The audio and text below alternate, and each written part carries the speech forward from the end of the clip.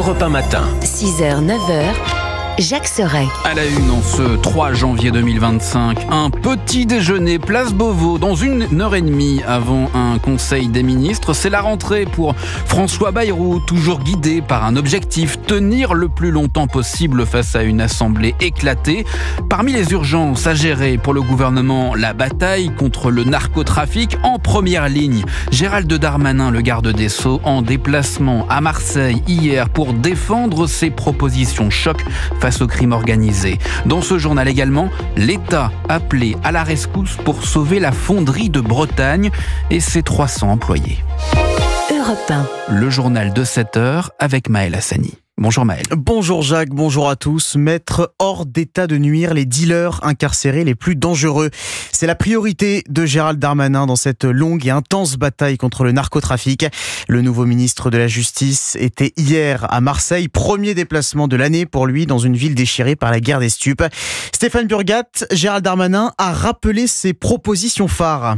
Oui, car il n'est pas normal, selon lui, qu'aux yeux de l'opinion publique et par respect pour le travail des magistrats ou encore des surveillants pénitentiaires, que les trafiquants puissent gérer leur deal, commanditer des assassinats depuis l'enceinte des prisons. Il souhaite donc lancer une expérimentation choc. J'ai proposé que nous fassions d'abord une sorte d'appartement témoin en prenant les 100 plus importants narcotrafiquants qui sont dans nos prisons. Je rappelle qu'il y a 17 000 détenus qui sont confondus pour trafic de stupéfiants. En isolant ces personnes, particulièrement, en les fouillant et en brouillant particulièrement leur communication. Gérald Darmanin qui veut s'inspirer des conditions de détention des condamnés pour terrorisme pour encadrer les trafiquants, mais cette proposition ne convainc pas les surveillants comme Marc Berkane du syndicat SPS au Beaumet. Il est impossible selon lui de dupliquer les conditions de détention de prisonniers comme Salah Abdeslam par exemple. Nos unités d'élite, en fait, le garder H24 avec des cellules vides à droite, des cellules vides à gauche, sa cellule au milieu. Donc si vous voulez faire ça, je sais pas où vous allez faire la place. Dans ses autres propositions, Gérald Darmanin veut améliorer la traque des biens mal acquis, améliorer la coopération judiciaire internationale, notamment à Dubaï où se cachent toujours des barons de la drogue. Stéphane Burgat, correspondant d'Europe 1 à Marseille, et Gérald Darmanin promet également la plus grande fermeté contre les délinquants qui menacent et tentent de corrompre les agents publics. Cette consigne sera édictée dans la circulaire de politique pénale adressée au procureur. Dans quelques minutes, nous serons en ligne avec Catherine Forzy, déléguée syndicale FO Justice de la prison des Baumettes à Marseille. Et Gérald Darmanin déjà sur le terrain en ce début d'année, avant même la rentrée officielle du gouvernement, rentrée prévue ce matin en 2 temps. D'abord le traditionnel petit déjeuner de la nouvelle année, place Beauvau, un moment de convivialité avant de passer aux choses sérieuses en conseil des ministres à 10h à l'Elysée. François Bayrou et les 35 membres de son équipe seront réunis autour d'Emmanuel Macron, une tablée composée de profils bien différents, Alexandre Chauveau. Certains avaient juré de ne jamais travailler ensemble, mais ce matin, sur le perron de l'Elysée, ils prendront bien place côte à côte. Ainsi, Bruno Retailleau, presque seul poids lourd du gouvernement Barnier et reconduit par François Bayrou, place Beauvau, se tiendra aux côtés de macronistes longtemps honnis. Elisabeth Borne, par exemple, nommée à l'éducation nationale, mais aussi et surtout Gérald Darmanin, omniprésent depuis sa nomination à la justice et avec qui il devra travailler en étroite collaboration. Leurs relations et leur capacité à agir ensemble face au narcotrafic ou pour réguler l'immigration sera particulièrement observé dans les prochains mois. Également sur la photo, 7 LR, moins nombreux que lors du précédent gouvernement, une grande majorité de macronistes et une poignée de socialistes, dont l'ancien Premier ministre Manuel Valls. Un attelage baroque, fruit de l'absence de majorité à l'Assemblée et qui cherchera avant tout la stabilité, car avant même ce premier Conseil des ministres, la durée de vie de ce gouvernement apparaît déjà incertaine face aux menaces de motion de censure agitées avec plus ou moins de véhémence par la gauche et le RN. Alexandre Chauveau du service politique d'Europe 1. 2 Algériens sous OQTF jugés aujourd'hui en comparution immédiate. Ils ont d'abord été interpellés la semaine dernière suite au cambriolage d'une pharmacie dans le Val-de-Marne avant d'être relâchés faute de place en centre de rétention. Une semaine plus tard, nouvelle arrestation après un vol dans un taxi. Les 2 clandestins comparaissent pour ces 2 affaires. Frappé à mort à coups de marteau, un jeune homme de 23 ans tué hier suite à une altercation avec un groupe de 4 personnes à la gare d'Angers en début d'après-midi. Les agresseurs sont en fuite. Une enquête est ouverte pour meurtre. Moins de 48 heures après l'attentat à la voiture bélier qui a fait 14 morts, la vie reprend à la Nouvelle-Orléans aux États-Unis. Seules les 14 roses jaunes disposées le long d'un mur sur Bourbon Street rappellent l'ampleur du drame. L'enquête se poursuit et selon les derniers éléments communiqués, l'assaillant abattu par la police n'avait pas de complice. Wilfried de Villers, une autre information importante désormais confirmée, cet homme de 42 ans était acquis à l'idéologie de l'État islamique. Oui, une allégeance que Shamsoun Dinjabar a confirmée dans plusieurs vidéos filmées et postées sur les réseaux sociaux la nuit de l'attaque. Le directeur adjoint du FBI, Christopher Raya. Dans la première vidéo, il explique qu'il avait initialement prévu de nuire à sa famille et ses amis. Dans une autre, il déclare avoir rejoint Daesh cet été. Il a également fourni un testament. Un drapeau de Daesh a également été retrouvé dans son véhicule tout juste après qu'il ait été abattu par la police. C'est au Texas, son état d'origine, qu'il aurait loué le pick-up Ford utilisé pendant l'attaque avant de prendre la route vers la Nouvelle-Orléans. Une attaque minutieusement préparée alors que des images le montrent en train de dissimuler des bombes artisanales dans Bourbon Street. Des agents du FBI ont récupéré 2 engins explosifs improvisés dans des glacières. Sur des images de surveillance, on le voit clairement en train de placer ces appareils là où ils ont été retrouvés.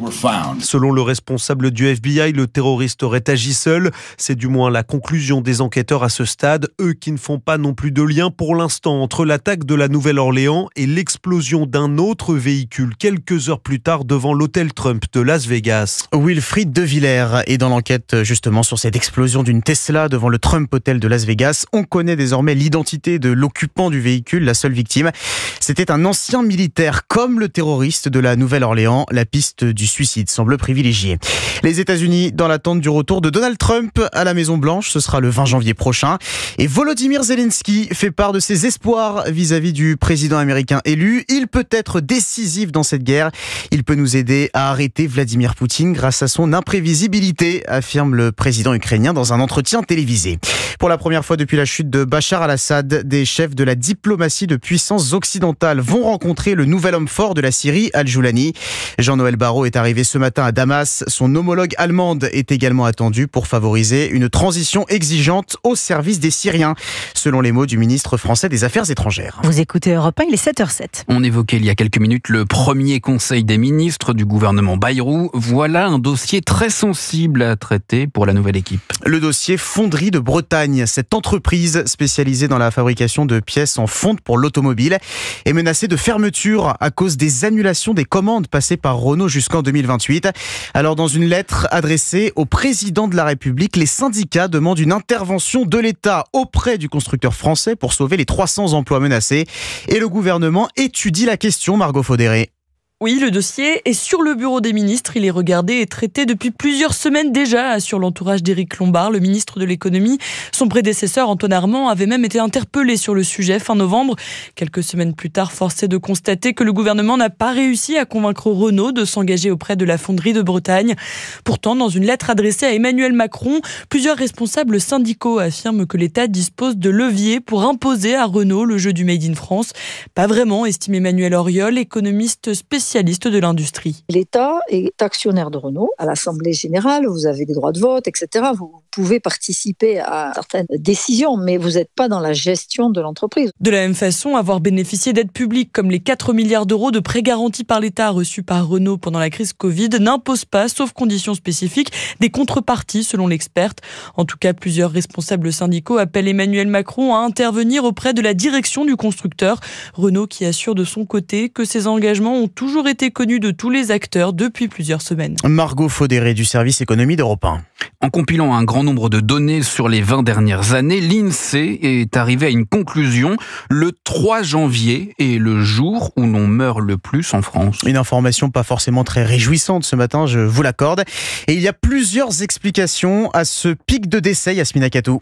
Oui, chaque année, le 3 janvier, en moyenne, 1900 personnes décèdent contre 1600 les autres jours. Ce pic s'explique d'abord parce qu'il y a plus de décès en hiver, notamment chez les personnes âgées à cause des virus, comme le Covid ou la grippe. Mais ces décès du Nouvel An auraient aussi une autre explication, détaille Chloé Tavant de l'INSEE. C'est un jour qui suit les fêtes de fin d'année, Noël et le jour de l'an. Et notamment, on peut penser qu'il y a des facteurs de nature psychologique qui vont jouer derrière, qu'on appelle report de la mort d'une personne qui serait malade ou en fin de vie et qui pourrait retarder l'inévitable pour profiter d'un moment de convivialité en famille supplémentaire. Par ailleurs, le jour de votre anniversaire est aussi l'un des jours les plus meurtriers de l'année. Ce résultat a été appelé le birthday effect ou le syndrome de l'anniversaire. On peut penser que pour les plus jeunes, ça va être plutôt un moment de comportement à risque, des accidents de la route, des chutes, mais aussi des accidents cardiovasculaires pour les personnes peut-être d'âge intermédiaire liés à la consommation excessive d'alcool. À l'inverse, le 15 août, peu de décès sont enregistrés. L'Institut a remarqué que l'on meurt moins les jours fériés, notamment à l'hôpital.